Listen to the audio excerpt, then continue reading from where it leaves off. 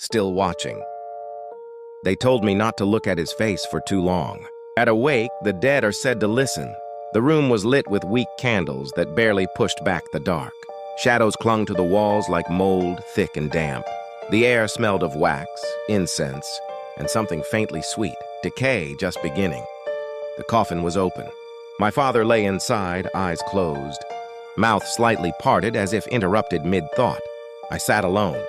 Every few seconds the candles flickered, not from wind, but like something passing slowly between them, something careful. I avoided his face. When I was a child, he used to say that if I looked at him while he slept, he'd know, that he could feel it, that some part of him stayed awake. Midnight passed. The clock stopped ticking, not gradually. It just stopped. That's when I heard breathing. Not mine. Slow, controlled, practiced, like someone pretending to sleep. I held my own breath, afraid the sound would notice me listening. I stood up so suddenly the chair scraped the floor. The noise echoed too loudly, stretching, as if the room were hollow inside. The breathing stopped. I stared at his chest. Still, I told myself grief does this. Silence does this. Long nights do this. Then his lips moved. Just a little. "You're sitting in my spot," he said. My legs went weak. My mouth filled with saliva, sharp and bitter, like before vomiting. "You always sat there," he continued, eyes still closed.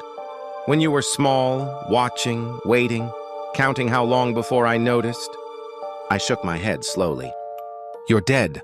A pause. Long enough to hope. Then, I practiced. His right eye opened. Not fully. Just enough to show the wet shine beneath.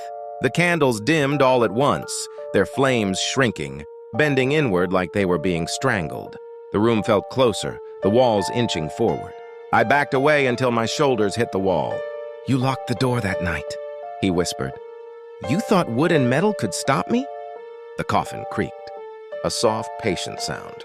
His fingers twitched, then stilled, then twitched again, like remembering how. "They'll bury me tomorrow," he said. "Deep, quiet, just like you wanted." His mouth curved barely. "And you'll visit. You always come back." Something brushed my ankle. The edge of the coffin.